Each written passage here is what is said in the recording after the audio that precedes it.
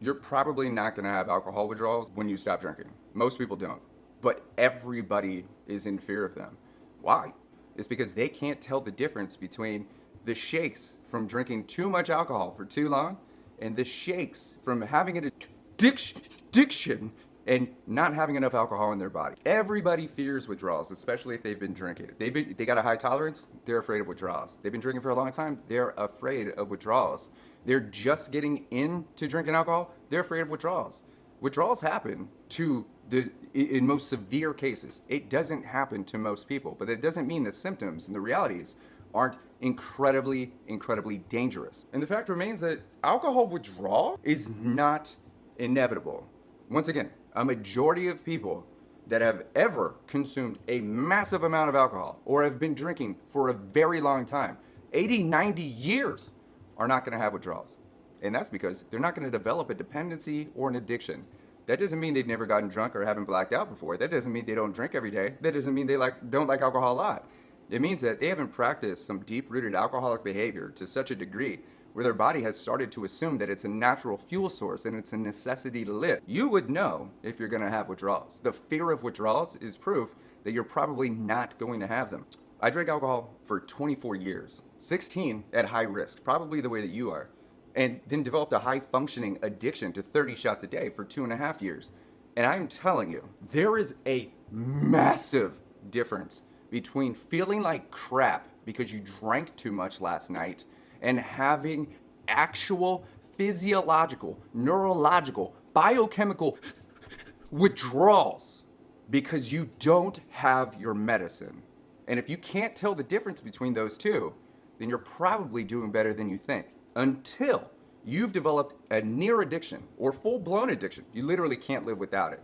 Until the only way you can get through your day or your entire life is planned around the alcohol, you haven't developed enough of a practice where your body is literally dependent on the ethanol, on the toxicity, on the poison.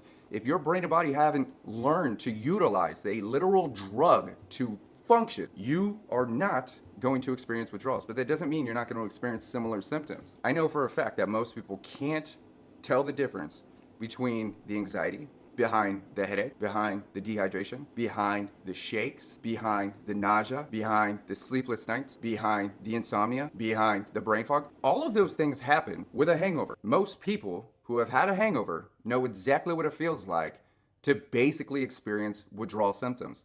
And those exact symptoms are near replicas of what happens with an alcoholic, someone who has a full-blown addiction.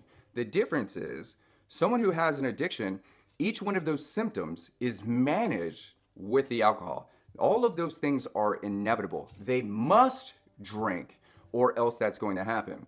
Other people, heavy partiers, binge drinkers, problem drinkers, they just don't like that, but they can move through it. So they may binge on the weekend or party all night long, be up super duper late, not get any sleep, barely drink any water, eat horrible foods, wake up and feel like crap and go, oh my God, these withdrawals are crazy. Wrong. You're not having withdrawals.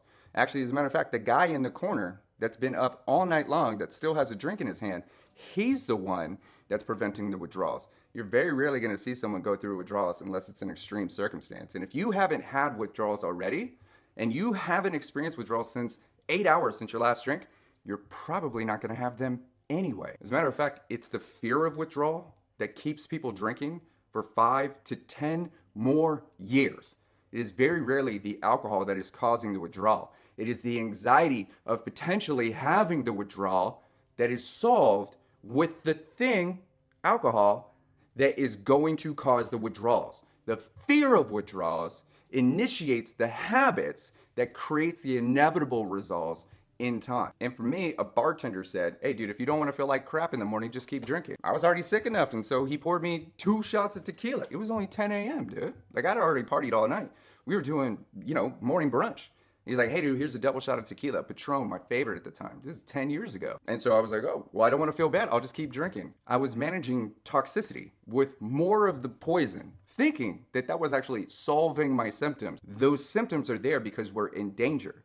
Those symptoms are there because our body knows that what we're doing is damaging us. It'd be weird if you didn't feel like absolute crap. So if you're in fear of withdrawals, I'm gonna give you a few things that you can really focus on, some truths and some practices that are gonna help you move through this. First off, your fear of withdrawals is valid. Okay? You have alcohol in your body. You drink it. You know it's a problem. You know it's a poison. You know it destroys 3.5 million lives every single year. You know you're not built different. So those fears make absolute sense, but also they are amplified and exacerbated by the alcohol that you're afraid of. It's in your system for up to 4 days. So the anxieties and the fears and the emotions and the mood swings and the thoughts and the overthinking, overprocessing, over-delivering, those are amplified because there's poison in your veins. And here's the truth. Most people, if you're not in the top 8% of severe alcoholics, can just practice drinking less alcohol for a while. If you drink 10, practice drinking 9. If you drink 9, practice drinking 8. You drink 8, practice drinking 7. Bring it down, bring it down, bring it down. Bring it down to 2 or 3 a day. When you get there, dude, technically, you're in a safe enough place to just put it down. Against popular belief, you do not have to white knuckle this. You are allowed to extend your alcohol intake if it's in the best interest of your safety. The method that I recommend is called the single shot method. You hit the link in my bio, look for single shot method. Thousands of people have used this resource and saved their own lives. They've learned how to practice consuming less alcohol safely and dramatically reduce the risk of having any withdrawals. And here's what's crazy. Most people that I've talked to that tried the single shot method, they thought it was going to be way worse. They swear they were going to need a doctor. They swore up and down they were going to need a hospital. They were wholeheartedly convinced that they were going to have to go into rehab and quit their job. No, you just had to practice drinking a little less alcohol over an extended period of time. With that said, if you are experiencing withdrawals, here's what I want you to do. Drink your water, man. Water is an actual fuel source. Your brain needs it. Your organs need to be lubricated. You are literally made of water. You've got to have it. You still want to eat though. I'm not saying you need a full steak dinner. I mean, you need like small snacks, like oatmeal, dude, like fruit snacks, right? Like oranges, like small things. You got to keep your metabolism running, but you've got to be giving your body the appropriate nutrition. As a matter of fact, I've created an entire nutrition guide called Sober and Strong, also on the website. Every single food that you can eat, when to eat it, how to eat it, examples of meals, when to move your body, how to meditate, everything that I've done since liver failure is all in one place. Check my page for more details. You are already stressed out enough.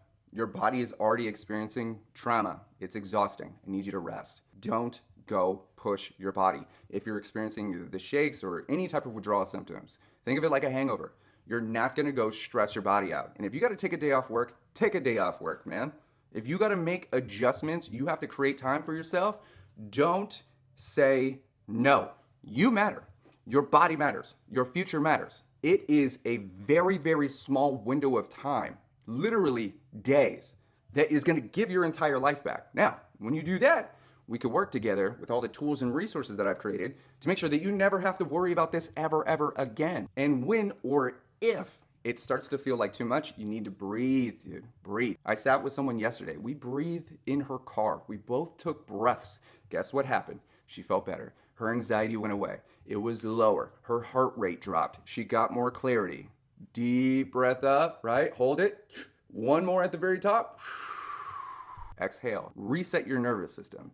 Teach your body that you are safe. I promise your anxiety is going to go away. And that's usually on day 3. And most importantly, dude, don't do this alone. You can reach out to me, man. Send me a DM. Let me know that you're going through it. Talk to a friend. Tell a family member, right? Inform someone that you are practicing this. Inform someone that you're drinking less alcohol. Inform someone that you're afraid. I know you're embarrassed. On my website, it says, I know you don't want to be here, but I'm so glad that you are. The best of us are embarrassed. The best of us have guilt. The best of us have shame. But that's not a good enough reason for you not to take care of yourself. So if you or someone you know is struggling in these spaces, you're ready for a community, you're ready for support, you're ready for something new, you want to get involved, you want to transform your brain, you don't just want to quit drinking, you want to become someone that couldn't imagine having another one. Take a look at my page, man. Come kick it with us. Grab the resource guide. Take a look at the book, dude. Join the program. It's all anonymous. It's all for you. Hell, I'll meet with you personally, dude. The point is that withdrawals and or the fear of withdrawals are not a good enough reason not to take care of yourself, man. I've been there. I've done that. I've experienced it. I've created all the tools and resources for you, and you're invited to Take advantage of them. I'll see you soon.